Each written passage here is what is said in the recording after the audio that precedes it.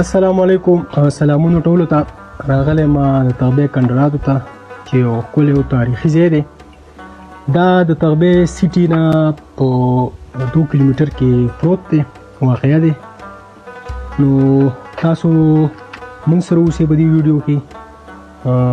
ډېر ښکلی ځای دی، هسټریکل ځای دی. دې به تاسو ته موږ ټوټل چې کوم دی کومه هسټري هغه به هم تاسو ته ووایو، چې کوم ځایونه هغه به هم تاسو ته ووایو چې دا ځای د څه لپاره او دا کوم ځایونه د څه لپاره استعمالېدل.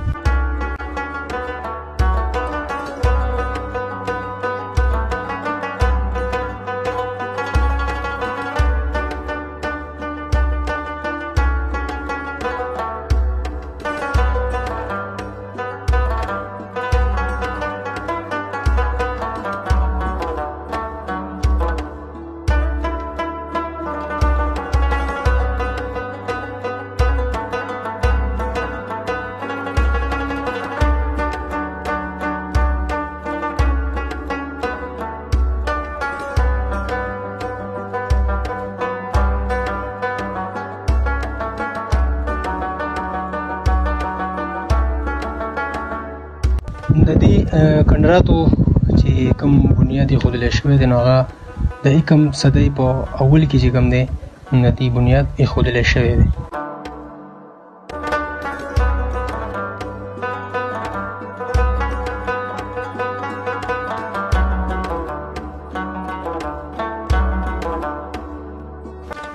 د دې کنډراتو چې کوم کل رقبه ده نو هغه تقریبا 33 ایکړ ده، او د دې چې کومه اونچایي ده نو دا 154 میټر بره چې کوم دی اونچایي باندې دا کنډرات چې کوم دی دا موجود دی.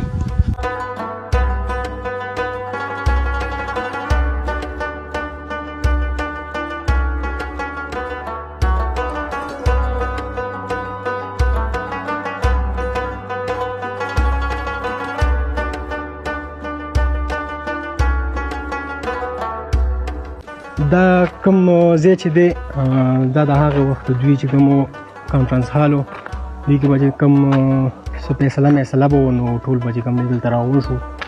نو تاسو وینئ دا ځای.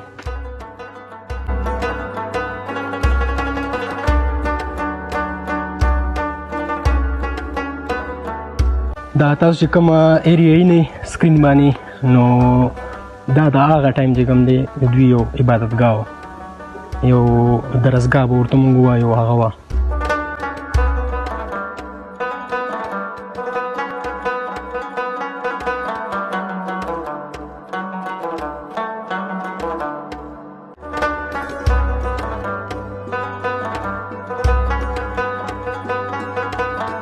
دا کومه ایریا چې کوم ده تاسو ته ښکاري دا هاسټل ایریا دې ته ویلی شي. تاسو ما سره وګورئ راځئ.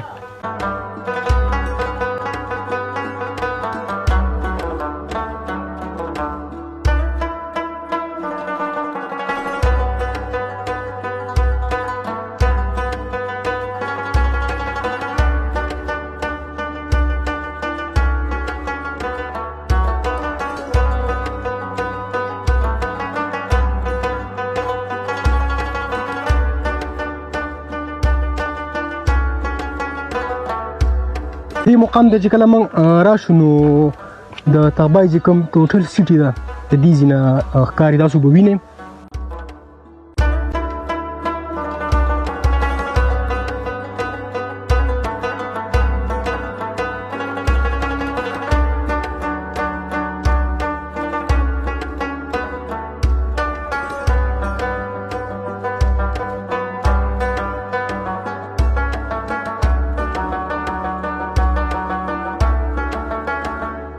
د دې کنډراتو چې کوم آبادي ده نو دا موږ سره 70% پاتې ده، او نور چې کوم 30% ده نو دا ختمه شوې ده. دا کوم تاسو وینئ نو دا چې کوم 70% د دې موجود ده پاتې ده.